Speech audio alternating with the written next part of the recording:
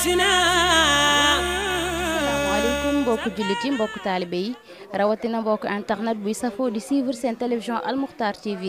ginnaaw ba ñu sante yàlla julli ci Seydina Mouhamed ñu ngi ziyaar sangu-sang yi waaye it ñu naan alhamdulilahi rabbil alamin ba ñu yàlla mayee ñu fekkee waat juddub Seydina Mouhamed sallallahu alayhi wa sallam macha allah tey ñu ngi fii ci Ngourane fekk si waa kër Cheikh Dey Thialaw waaye it ñu nekk ci ëtt Cheikh Makhtar Seck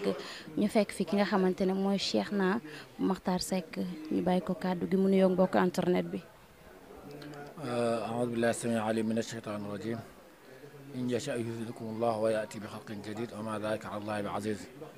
mbokk yi asalaamaaleykum wa rahmatullahi taala wa barakaatuhu ñu ngi nuyu ñëpp ñi nga xamee ne ñu ngi seetaan Al Moukhtar TV waaye ñoom it ñu ngi leen di nuyu di leen dalal fii seen kër Al Moukhtar moom bu ñëwee kër Moukhtar ñëw na këram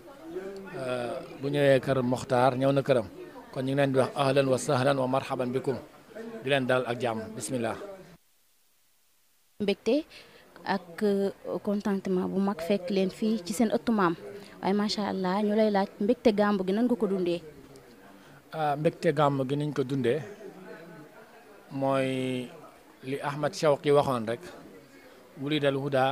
wal kainaatu diyaau wa famu zamani tabassamun wa sanaau mu ni bi Yonent bi sallallahu alayhi wa sallam génnee wàcce jamono gane jamono ne dafa wàcc jamono rek kawnu bi monde bi yëpp tuuru ak leer nañ wa famu zamani tabassamun wa sanaau mu ni daa gémmiñu àddina gémmiñu monde bi yëpp daa di muuñ ci mbégte ak kontante ndax teddaayu ko gën a àddina ndax ki gën a àddina mooy shafiul umma mooy ki nga xam ni moom mooy sangu xeet ñi waaye moom mooy rammu xeet ñi kon mbégte mi ñu ci am mooy mbégte moo xamee ni ab jullit moom lay am bëgg Yonent bi sallallahu alayhi wa sallam waaye su ñëwee ne da ngay beesalaat dundalaat sa mbëggeel dundalaat sa mbëggeel nag ci bëgg Yonent bi sallallahu alayhi wa sallam du waxi kese du jëf lay àndal al amalu bil jawaarih al qawlu bil lisan wa amalu bil jaraahi da ngay wax sa làmmiñ ne bëgg nga Yonent bi sallallahu alayhi wa sallam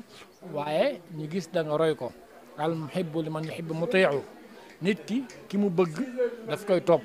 te yàlla dañu atiu allah wa atiu rasul wa ulul amri minkum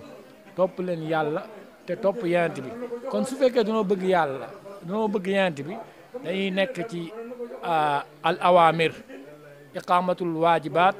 wajtinaabul munhiyaat lépp lu nga xam ne mooy waajibaat mooy ay farata te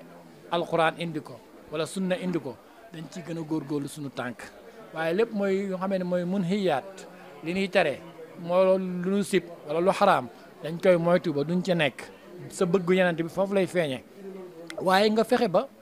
jukk yi nga xamee ni dégg nañ ko ci Yonent bi sallallahu alayhi wa sallam nga xamee ni yàlla bi mu koy tàgg askan mi ngi fi woon alal mi ngi fi woon judd bu rafet mi ngi fi woon waaye dafa bàyyi lépp ne ko wa innaka la ala xuluqin azim waat naa ni waaw googu waaw xasam la inna gi li tawkiid la waaw gi dafa waat waaye inna gi ñëwaat dëgëral ko ne ko wa innaka la ala xuluqin azim kon su fekkee da nga bëgg Yonent bi sallallahu alayhi wa sallam da ngay fexe ba benn jukkoom ci jukko yi nga dégg nga yor ko jukko woo ko du ko jëfe waaye soo ko defee nag ba bisam ñëwaat ni ngay màggale bis bi gannaaw bi nga jàngee alxuraan ba noppi nag nga fàttaliku lan la bëggoon nan la meloon ci jéggale afu man zalama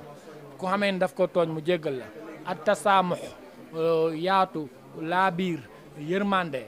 nga jël ci jukko yooyu benn ne ren incha allah mawlud gi jukko bi dinaa ko jàng fexe ba ku ma daje muy sama mbokku jullit wala muy nit dinaa ko terale jukko Yonent bi ba du moom dina gis lu man dina gis ci man lu rafet waaye du gis ci man lu ñaaw noonu lañ koy toppe waaye noonu lañ koy bëggee ndax alquran dani wa in tutiuhu tahtadu soo leen ko toppee rek di ngeen jub soo leen ko toppee di ngeen jub nenu nag képp ku nga xamee ni bëgg nga ma yàlla ne qul in kuntum tuhibbuna allaha fattabi'uni yàlla ne ko yow Yonent bi sallallahu alayhi wa sallam waxal xeet bi yëpp ne leen bu fekkee dañuy woote mbëggeel ci man nan ma topp nan topp Yonent bi sallallahu alayhi wa sallam kon nag mbëggeel ci Yonent bi day ànd ak jëf